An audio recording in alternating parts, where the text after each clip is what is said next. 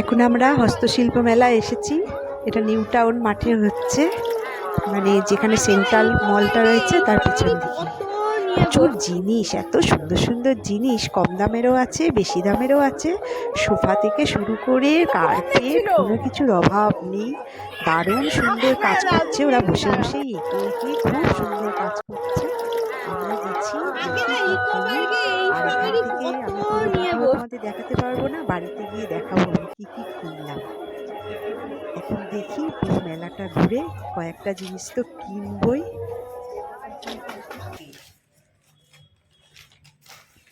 এই যে এটা কিনলাম টব, এটা হচ্ছে কাঠের চিরুনি, দুটো কাঠের চিরুনি দুটো কিনেছি। বাবা এটা আটকে গেছে। এই যে ক্যালেন্ডার, এগুলো দাম হচ্ছে 100 টাকা। এটা 100, এটা 100, নাতির খুব প্রিয়। এটা হচ্ছে 30 টাকা। এই হচ্ছে আমার ছেলের একটা আর বৌমার একটা কফি মগ, 120 টাকা। এটা আমার দুটো ভেঙেও দিয়েছে। কফি মগ এক একটা 120 টাকা। এইসব হাতের কাজ খুব সুন্দর করে এঁকে ওরা সঙ্গে সঙ্গে আমাদের দিয়ে দিচ্ছে। এই যে এটা স্টাইল,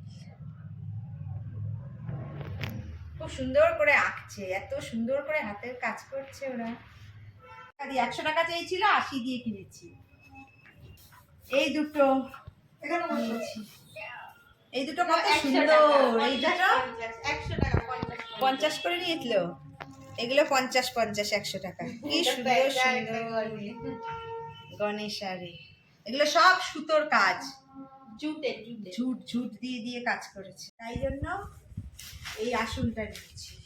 এই পাশে মাদুর আর এই পাশে আসন, গদি গদি গদি। এটা স্পঞ্জ দেওয়া গদি, এই হচ্ছে আসন। এটা 100 টাকা। এটা আমার নাতি নিয়েছে, হাতে করে নিয়ে চলে এসেছিল।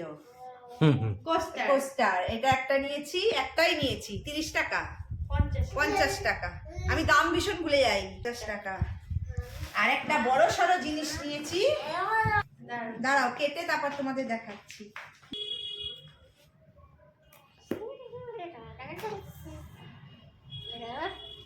এই একটা কার্পেট নিয়েছি, এটা নিয়েছি আমার বরের জন্য।